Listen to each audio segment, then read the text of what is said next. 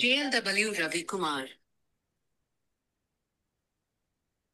Okay అమ్మా. యేసుక్రీస్తు పరిశుద్ధమైన మరొకసారి సాయంకాలం వేళలో ఈ జూమ్ మీటింగ్ లో కలవటానికి నేను ప్రభువుని స్తుతిస్తా ఉన్నాను. బైబిల్ గ్రంథంలో దేవుని యొక్క వాక్యాన్ని జ్ఞాపకం చేసుకుందాం. మొదటి తిమోతికి రాసిన పత్రిక మొదటి అధ్యాయం 12వ వచనం భాగం నుండి 16వ వచనం భాగం వరకు దేవుని మాటలు జ్ఞాపకం చేసుకుంటాం. మొదటి తిమోతికి రాసిన పత్రిక మొదటి అధ్యాయం 12వ వచనం భాగం 16వ వచన భాగం వరకు దేవుని మాటలు జ్ఞాపకం చేసుకుంటాం. ఈ విధంగా రాయబడిన మాట. మొదటి తిమోతికి రాసిన పత్రిక మొదటి అధ్యాయం 12వ వచన భాగం 16వ వచనం. పూర్వము దూషకులను హింసకులను హానికరుడైన నన్ను తన పరిచర్యకు నియమించి నమ్మకమైన వాడిని అభ్యర్థించినప్పుడు నన్ను బలపరిచిన మన ప్రభు అయిన క్రీస్తు యేసును కృతజ్ఞతలనై ఉన్నాను. తెలియక అవిశ్వాసములను చేసి తిరిగంత కనికరింపబడదు. మరియు మన ప్రభు యొక్క కృపయు క్రీస్తు యేసునందున విశ్వాసమును ప్రేమయు అత్యధికముగా విస్తరించను. పాపను రక్షించుటకు క్రీస్తు యేసు లోకములకు వచ్చిన వాక్యము నమ్మదగినది, పూర్ణానికి కారములకు యోగ్యమైనది ఉన్నది. అట్టి వారిలో నేను ప్రధానంలో 16వ వచనం వారు ఆయనను నిత్య జీవము నిమిత్తము తనను విశ్వసింపబో వారికి నేను మాదిరిగా ఉండులాగా యేసుక్రీస్తు తన పూర్ణమైన దీర్ఘశాంతమును తన ప్రధాన పాపి అయిన నా యందు కనపరిచినట్లు నేను కనికరింపబడితిని. చిన్న మాట ప్రార్థన చేసుకుందాం. చదువుబడిన వాక్య భాగం ప్రేమ కలిగిన మా తండ్రి, కృప కలిగిన మా యేసయ్య, రక్షకుడమైన ప్రభు నీకు వందనాలు, స్తోత్రాలు.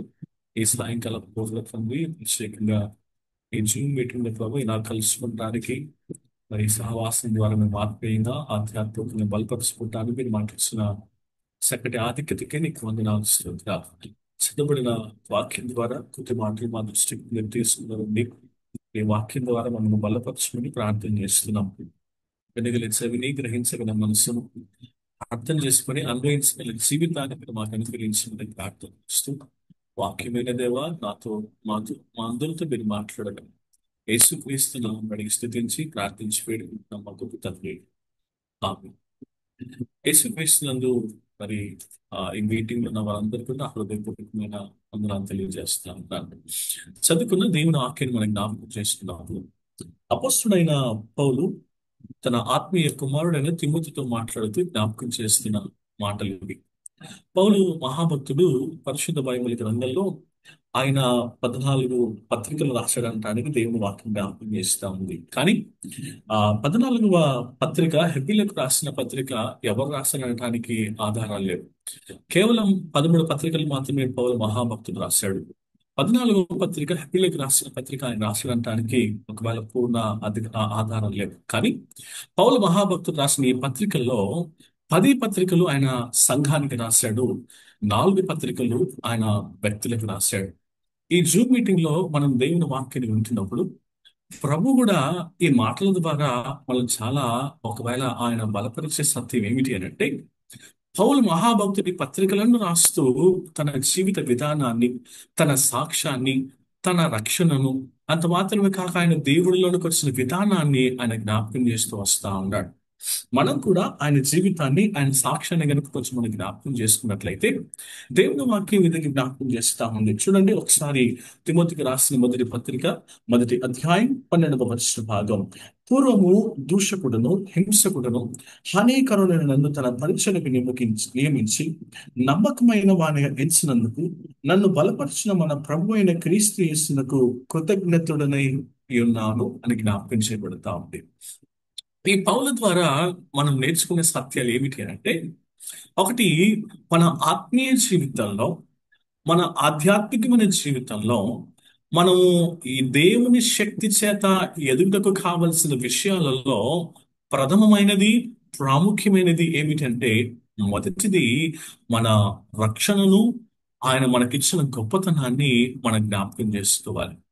మన రక్షణను, దేవుడు మనకిచ్చిన గొప్పతనాన్ని జ్ఞాపకం చేసుకోవాలి. అందుకే పౌలు గారు అంటా ఉన్నారు, ఆయన జ్ఞాపకం చేస్తూ అంటా ఉన్నాడు, తన సాక్ష్యాన్ని చెప్తా ఉన్నాడు, తాను ఏ విధంగా ప్రభువులోనికి వచ్చాడో చెప్తా ఉన్నాడు, పూర్వం ఆయన ఎలా ఉన్నాడు, ఆయన ఎలా జీవిస్తా ఉన్నాడు, ఆయన ఎలా కొనసాగించబడ్డాడు, ఆయన ఎటువంటి వాడు అన్న సత్యాన్ని కూడా పౌలు మహాభక్తుడు అంటా ఉన్నాడు. అందుకే మొదటి అధ్యాయంలో 12వ వచన భాగంలో ఆరంభముననే పౌలు ఇలా అంటున్న మాట ఏమిటంటే, పూర్వము అని అంటా ఉన్నాడు.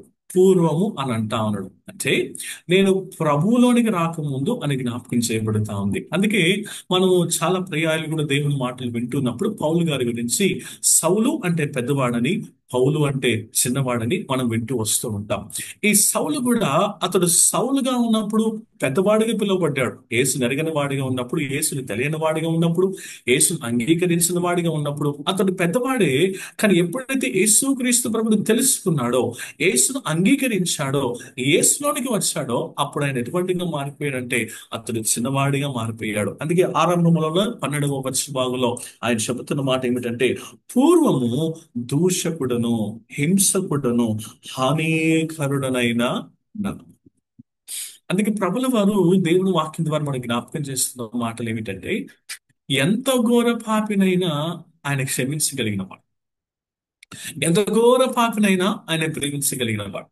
చాలా పర్యాయాలు కూడా మనం ఇలా అంటూ ఉంటాం, అయ్యా సౌలు వంటి మహాభక్తుని దేవుని మీరు మార్చారు కదా ప్రభా, మా కాలనీలో కావచ్చు, మా హద్దుల్లో కావచ్చు, మా కుటుంబాల్లో కావచ్చు, లేకపోతే మాకు తెలిసిన వాళ్ళు కావచ్చు, ఇటువంటి సౌలు వారు ఉన్నారయ్యా, వారిని మీరు మార్చని ప్రభా అని చాలా పర్యాలు మనం కూడా మన వ్యక్తిగత జీవితాల్లో ప్రార్థన చేసిన సందర్భాలు లేకపోవచ్చు. అయితే ఈ పౌలు జీవితాన్ని కూడా మనం జ్ఞాపకం చేసుకుంటే, తనను తాను తన సాక్ష్యాన్ని వ్యక్తపరుచుకుంటా ఉన్నాడు. తన సాక్ష్యాన్ని జ్ఞాపకం చేస్తూ అంటా ఉన్నాడు, అయ్యా నా గొప్పతనం ఏమీ లేదు, నేను పూర్వం ఇటువంటి వ్యక్తిగా నేను ఉన్నాను, హింసకుడిగా, దూషకుడిగా, హానికరుడిగా నేను ఉన్నాను, అయినను ప్రభువు నన్ను ప్రేమించాడని సౌలు అంటా ఉన్నాడు. ఈ ఒకవేళ ఈ వేదిక ద్వారా, ఈ మీటింగ్ ద్వారా ప్రభు మనతో మాట్లాడుతున్న సత్యం ఏమిటంటే, ఒకసారి మనం కూడా దేవుడు మనల్ని నడిపించిన రక్షణ, దేవుడు మనకిచ్చిన శ్రేష్టమైన ఈ మారుమనసు జీవితాన్ని ఒకసారి మనం జ్ఞాపకం చేసుకోవాలి. ఎందుకనంటే చాలా పర్యాయాలు మనం దేవుళ్ళలోకి వచ్చిన తర్వాత మన మునుపటి జీవితాన్ని మనం ఒకవేళ విడిచిపెట్టాం. కానీ ఈ విడిచిపెట్టి దేవుళ్ళలోనికి రావటం కారణం ఏంటి? మనం దేవుళ్ళలోనికి వచ్చిన సత్యాన్ని, దేవుళ్ళలోకి వచ్చిన విషయాలను, ఆయన రక్షణను మనం ఎప్పుడు కూడా మన జీవితాంతం మనం జ్ఞాపకం చేసుకోవాలి. మా తండ్రి గారు ఆయన దైవజనుడే. సుమారుగా ఆయన 33 సంవత్సరాల నుంచి సేవ చేస్తా ఉన్నాడు. నాకు ఇప్పుడు 33 సంవత్సరాలు. అయితే నా జీవితంలో జ్ఞాపకం చేసుకున్నప్పుడు నేను 2012వ సంవత్సరంలో రక్షణ పొందాను. అదే నా మారుమనసు పొందాను, అదే రక్షణ పొందిన దినం, అదే బాప్తిసం పొందిన దినం. ఎందుకు అనంటే, నేను చదువుతున్న నా జీవితంలో డిగ్రీ 3 సంవత్సరాలు నేను భయంకరమైన ఒకవేళ మేజర్ ఇన్సిడెంట్స్ కి నేను గురయ్యాను. అయితే ఆ 3 ఇన్సిడెంట్స్ తర్వాత ప్రభు నన్ను దర్శించాడు. ప్రభు తన వాక్యం చేత నాతో మాట్లాడాడు. 2012 వరకు నేను మా తండ్రి గారితో చిన్నప్పటి నుంచి సేవలో ఉన్నాను, పరిచర్లో ఉన్నాను. ఎక్కడికి వెళ్ళినా, సువార్తకి వెళ్ళినా, పరిచర్కి వెళ్ళినా, ఒకవేళ పాటలు పాడడం కావచ్చు, బ్రహ్మకట్నం, ఇవన్నిట్లో పాలు పొందాను. కానీ రక్షణలోనికి వచ్చింది మాత్రం 2012వ సంవత్సరం, అది జనవరి 21వ తారీఖు అని చెప్పడానికి ఏ విధమైన సందేహం లేదు. ఎందుకు అనంటే, నాకు నా జీవితాంతం ఒకవేళ నేను ఊపిరితో ఉన్నంత వరకు నేను జ్ఞాపకం చేసుకునేది ఏమిటంటే, నేను ప్రభువులోనికి, అంటే ప్రభు నాకు ఇచ్చిన ఆ ఉచితమైన రక్షణలోనికి వచ్చిన దినం 2012 సంవత్సరం అని నేను చెప్పడానికి ఇష్టపడతా ఉన్నా. పౌలు కూడా అదే అంటా ఉన్నాడు, అయిలారా అమలారా, మనం పూర్వం ఎలా ఉన్నామో మనం జ్ఞాపకం చేసుకున్నాం కదా, ఇప్పుడు దేవుడిచ్చిన రక్షణ మనం జ్ఞాపకం చేసుకోవాలి.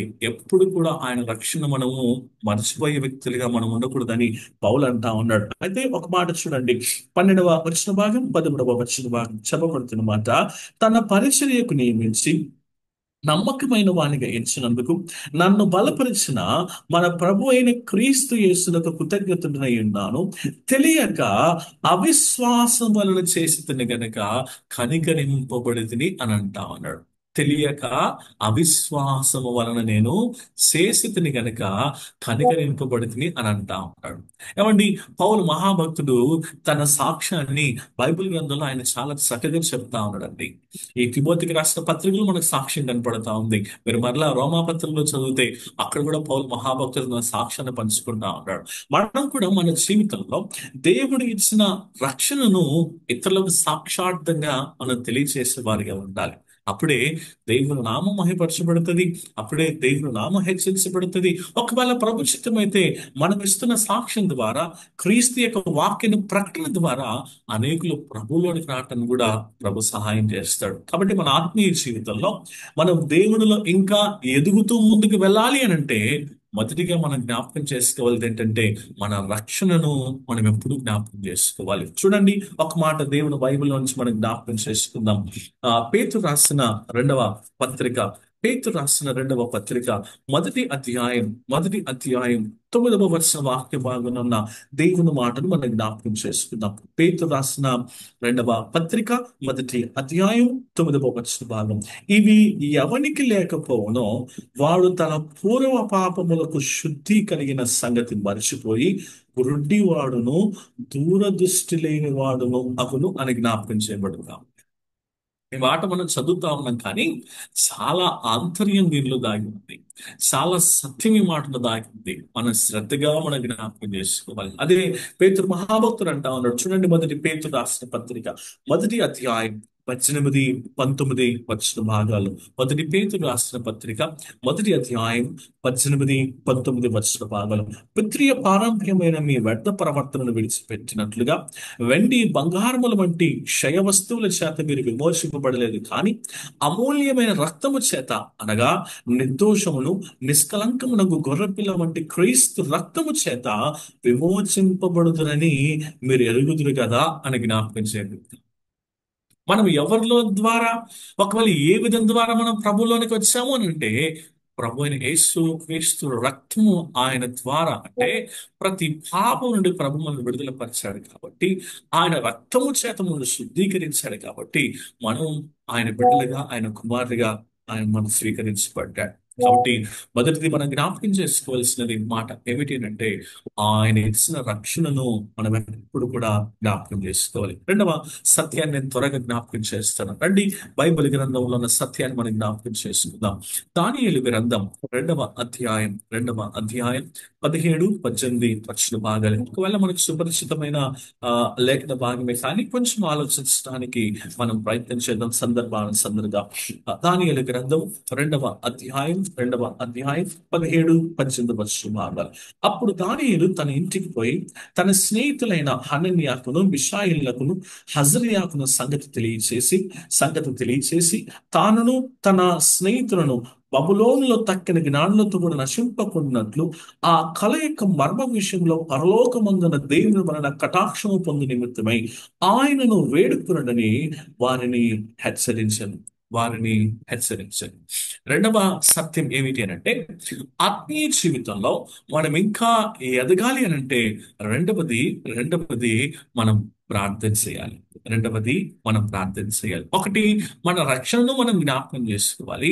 రెండవది మనం ప్రార్థన చేయాలి. ఇక్కడ ఈ దానియేలు గ్రంథం రెండవ అధ్యాయం 17, 18 వచన భాగంలో దానియేలు గారు చెబుతున్న మాట ఏంటంటే 18 వచన భాగం, తానును తన స్నేహితులను బబులోనులో తక్కిన జ్ఞానులతో కూడా నశింపకుండానట్లు ఆ కళ యొక్క మర్మ విషయంలో పరలోకమందున్న దేవుని వలన కటాక్షము పొందు నిమిత్తమై ఆయనను వేడుకొనునని వారిని హెచ్చరించండి.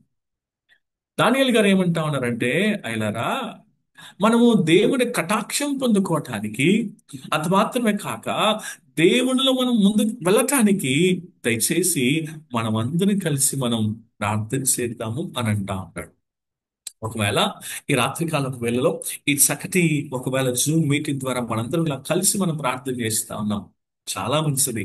కానీ కొంతమంది ఒకవేళ ఆ ఆ క్రైస్తవులై ఉండొచ్చు, కొంతమంది విశ్వాసులై ఉండొచ్చు, కొంతమంది ఒకవేళ యేసుని ఎరగని వారు ఉండొచ్చు. ఇటువంటి సమయాన్ని చాలా మంది వృధా చేస్తా ఉన్నారు. ఏమండి, గడిచిపోయిన కాలం, గడిచిపోయిన సమయం, గడిచిపోయిన వయసు మరలా తిరిగి రాదు. అందుకే సమయం ఉన్నప్పుడే సమయం ఉన్నప్పుడే ఏం చేయాలంటే ప్రార్థన చేయాలి. దానియేలు తన స్నేహితులతో అంటా ఉన్నాడు, అయ్యా, మనం కలిసి మనం ప్రార్థన చేద్దాం. మనం కలిసి మనం ప్రార్థన చేద్దాం. దేవునిలో మనం ఇంకా ఎదగాలి అని అంటే ఒకటి రక్షణను జ్ఞాపకం చేసుకోవాలి. రెండవది, ఒకవేళ ఈ జూమ్ మీటింగ్ ద్వారా మనం ఎలా కలిసి మనం ప్రార్థన చేస్తా ఉన్నామో, ఒకవేళ మనకు దేవుడు అవకాశం ఇస్తే ఫిజికల్ గా నేను ఇలా ఇంకా కలిసి మనం ప్రార్థన చేయడానికి మనం ముందుకు వెళతామని దానియేలు గారు మనకు ఒక చక్కటి మాదిరిని ఆయన జ్ఞాపకం చేస్తా ఉన్నాడు. ఒకవేళ యేసుక్రీస్తు ప్రభుల వారిని ఆయన జ్ఞాపకం చేస్తా ఉన్నాడు. చూడండి, మార్కు రాసిన సువార్త మొదటి అధ్యాయం దేవుని వాక్యంలో నుంచి 35వ భాగం జ్ఞాపకం చేస్తున్న మాట. మార్కు రాసిన సువార్త 1 అధ్యాయం 35వ భాగం.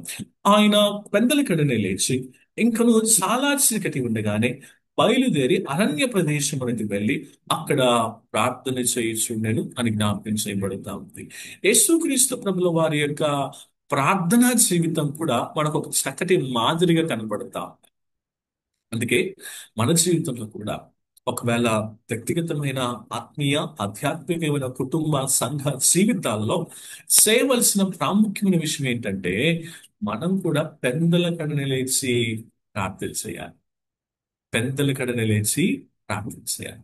ఈనాడు ఒకవేళ క్రైస్తవులైన వారు చాలా మంది ఆ పెద్దల కడని లేచి ప్రార్థించడం అనే జీవితాన్ని మర్చిపోతా ఉన్నారు. మనం ఆత్మీయంగా ఎదగాలి అంటే ఒకటి రక్షణ జ్ఞాపకం చేసుకోవాలి. రెండవది, దానియేలు వలె మంచి మాదిరి కలిగి ప్రార్థన చేయాలి. ఆ ప్రార్థనా జీవితంలోనే సర్వ జగత్ రక్షకుడైన యేసుక్రీస్తు ప్రభుల వారు మనకు చక్కటి మాదిరి జ్ఞాపకం చేస్తా ఉన్నాడు. ఆ మాదిరి ఏంటంటే ఆయన పెందల కడని లేచి ఇంకా చాలా చీకటి ఉండగానే ఆయన అరణ్యముకు వెళ్ళి ఆయన ప్రార్థన చేస్తాడు. ఆయన ప్రార్థన చేస్తాం. నేను పరిచర్లకు 2012లో అంటే ఫుల్ టైం మినిస్ట్రీలకు 2012లో వచ్చాను. ఒకవేళ నేను పుట్టినప్పటి నుంచి మా తండ్రి గారితో పాటు కలిసి ఎక్కడికైనా ప్రయాణం చేశాను. ఏ గ్రామానికైనా ఏ వీధికైనా ప్రతి చోటికి నేను వెళ్ళాను. కానీ 2012 సంవత్సరం నుంచి నేను ప్రభువులో కొనసాగించబడుతా ఉన్నప్పుడు ఒక దేవుని దాసుడు నాకు ఇచ్చిన మంచి శ్రేష్టమైన సలహా ఏమిటంటే, తమ్ముడు, నీ జీవితంలో నీకు ఎప్పుడు సమయం దొరికితే అప్పుడు ప్రార్థన చేయి. నీకు ఎప్పుడు సమయం దొరికినా వృధా చేయొద్దు. ప్రార్థన చేయి. కీప్ ఆన్ ప్రేయింగ్ అని అంటా ఉన్నాడు. నేను అడిగాను, అన్నా ఎందుకన్నా అనంటే, దేవుడు మనకు సమయం ఇచ్చినప్పుడే నువ్వు ప్రార్థన చేయాలి. నువ్వు చేసే ప్రార్థన ఒక స్టోరేజ్ లాగా ఉండాలి అని అంటావు. ఒక స్టోరేజ్ లాగా ఉండాలి. ఒకవేళ మన దగ్గర డబ్బులు ఉంటే మంచి బ్యాంకులో అయినా పెట్టుకుంటాం, లేకపోతే ఇంట్లో ఒక లాకర్లో అయినా పెట్టుకుంటాం.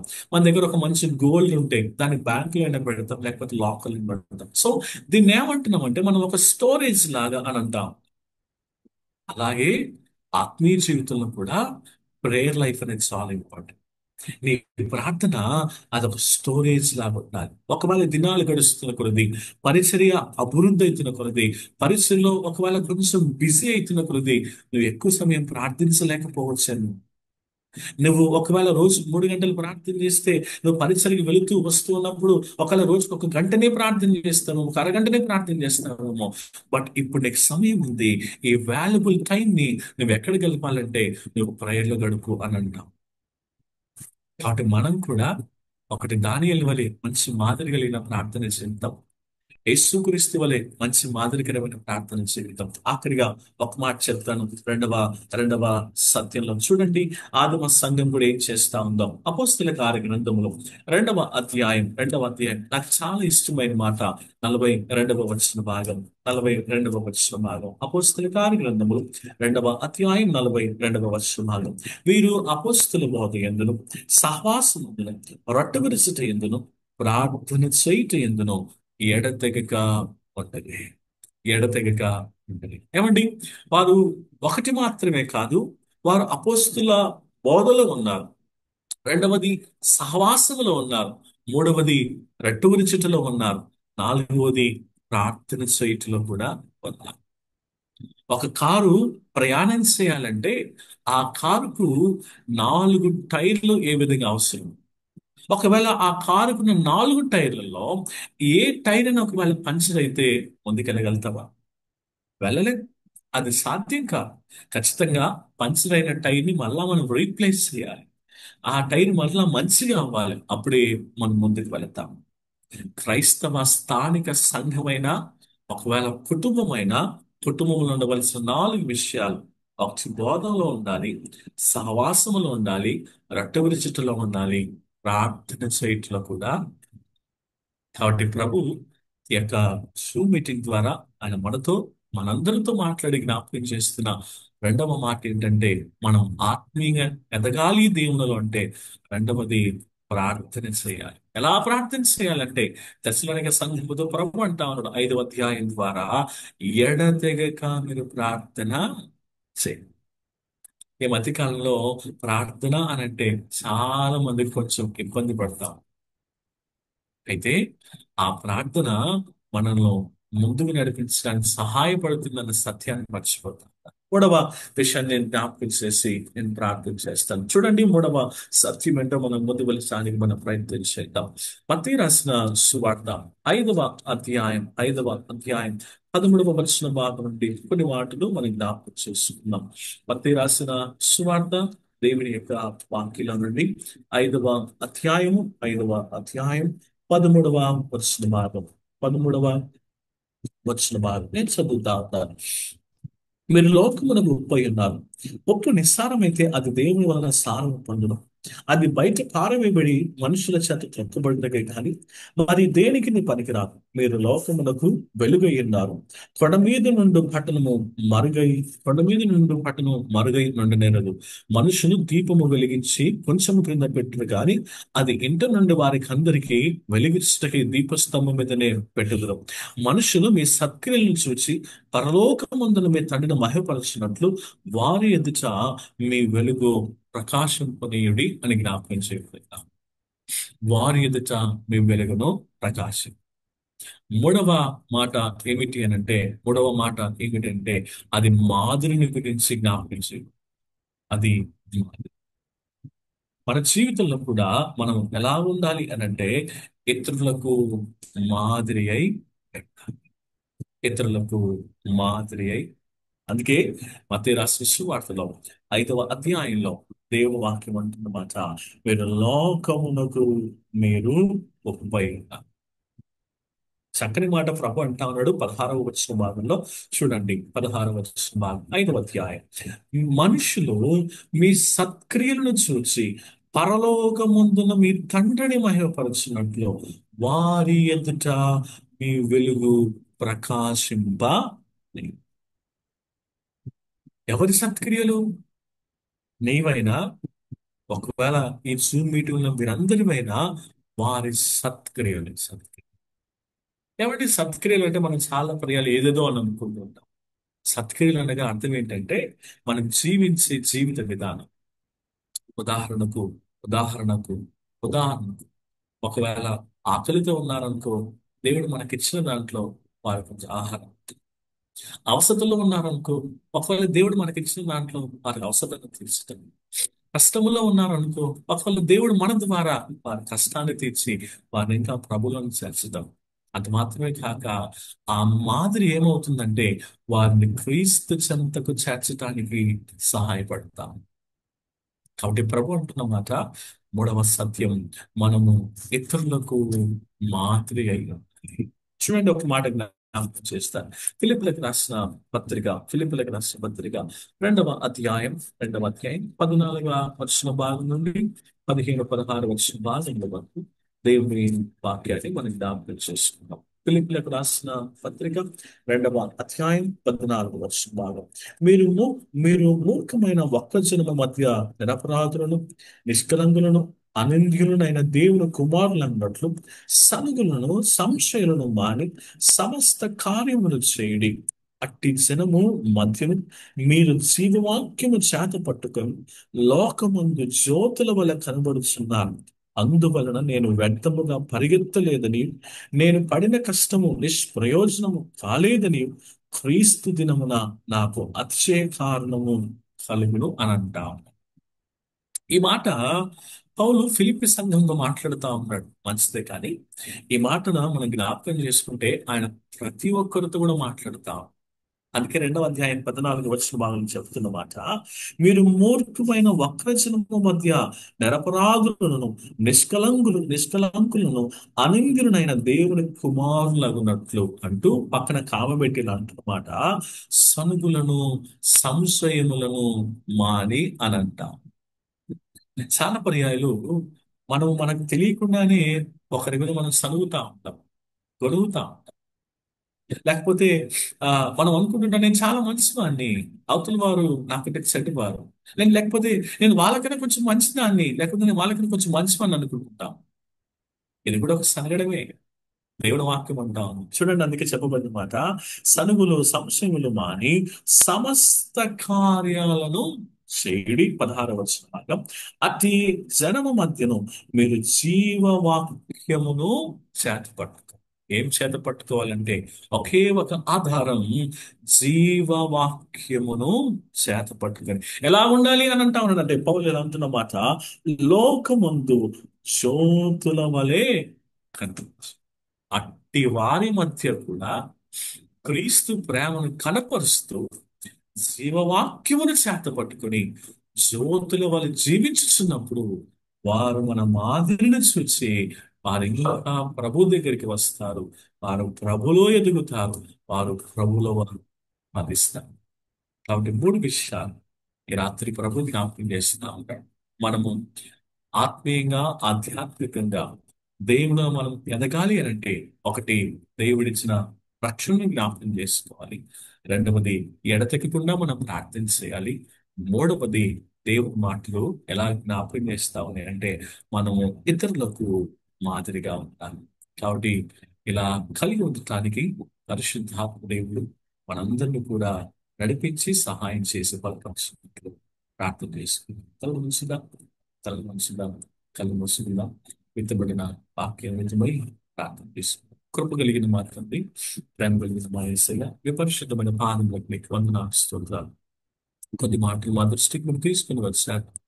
మరి మీరు తెలియజేసే మాటల ద్వారా మా జీవితాల్లో తండ్రి అలాగ కలిగి జీవించడానికి, అలా కలిగి నడవటానికి, ఒకవేళ మాలో పొరపాటులు, బలహీనతలు ఏవైనా ఉంటే వాటిని తీసివేసి మీ బలము చేత, మీ శక్తి చేత, మీ జ్ఞానము చేత మమ్మల్ని ముందుకు నడిపించమని ప్రార్థన చేస్తూ, మరి ఈ మీటింగ్ ని ఏర్పాటు చేసిన మరి జ్యోతి ఆంటీని, వారి కుటుంబాన్ని, మరి మీటింగ్ లో పాల్పొందిన వారందరినీ, వారి వారి కుటుంబాలను, వారు చేసిన ఉద్యోగాలను మీరు ఆశీర్వదించమని ప్రార్థన చేస్తాం. ఒకసారి మీరు మాకు సమయాన్ని అనుకూలపరిస్తే ఇలా కలుసుకోవడానికి కృప అనుగ్రహించమని యేసు నామములో స్తుతించి ప్రార్థించి వేడుకుంటున్నాం మా గొప్ప తండ్రి.